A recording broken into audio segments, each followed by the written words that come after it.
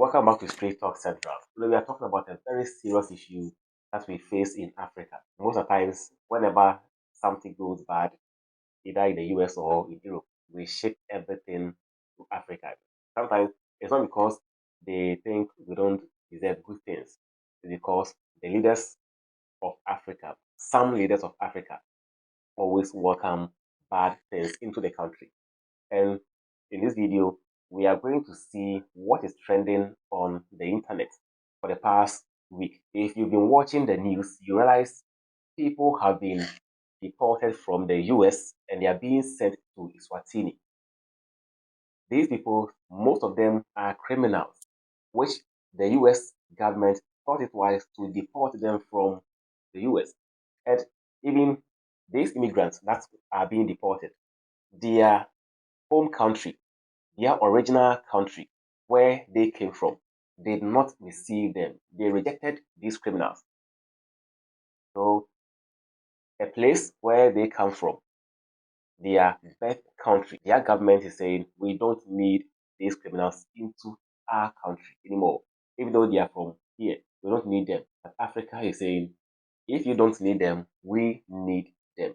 That's what is happening on the internet. Let's take a look at it. The U.S. has controversially flown 2 batches of deportees to Africa. Most of them are not Africans. The first batch landed in South Sudan in early July.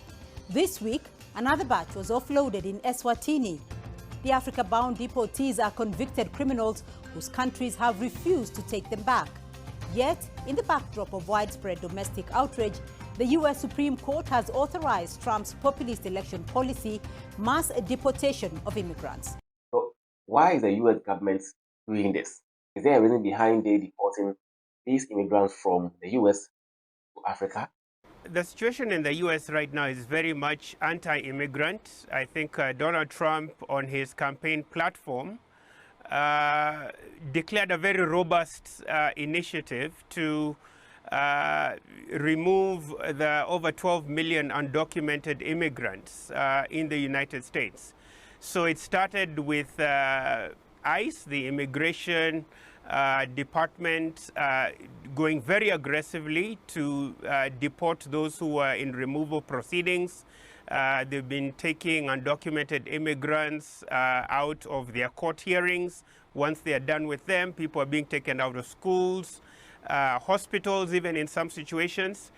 A couple months ago, we remember the situation where the U.S. Marines and the California National Guard were deployed in Los Angeles to physically remove thousands of immigrants. We also see the expedited process of removal of undocumented immigrants to countries which were not of their origin. So this is also another very complicated, challenging issue that not only violates the U.S. Constitution, but also international law and the conventions to which the U.S. is party to. So I think very broadly, not only at a domestic level within the states, but in an international context, Trump has been very aggressive and very anti-immigrant. Several things can happen.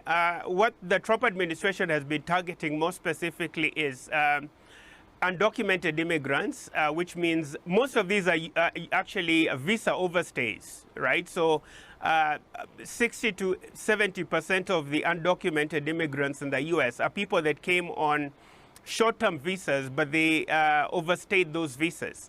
So to answer your question, how the Trump administration has been approaching this is to go after those undocumented immigrants that have felony cases, you know, so they have cases pending in court, they committed felonies, those are the #1 targets.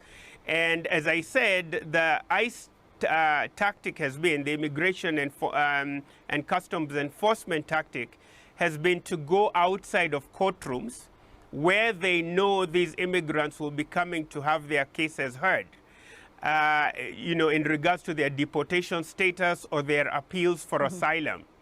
And immediately once the hearing is done, these individuals will be rounded up and put in detention facilities.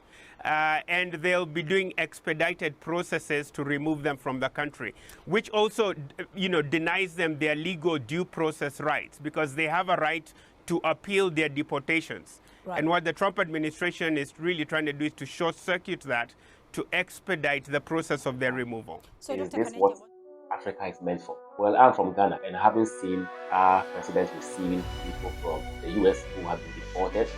And I don't know what is happening. Well, thank you for staying with me today. I appreciate your time.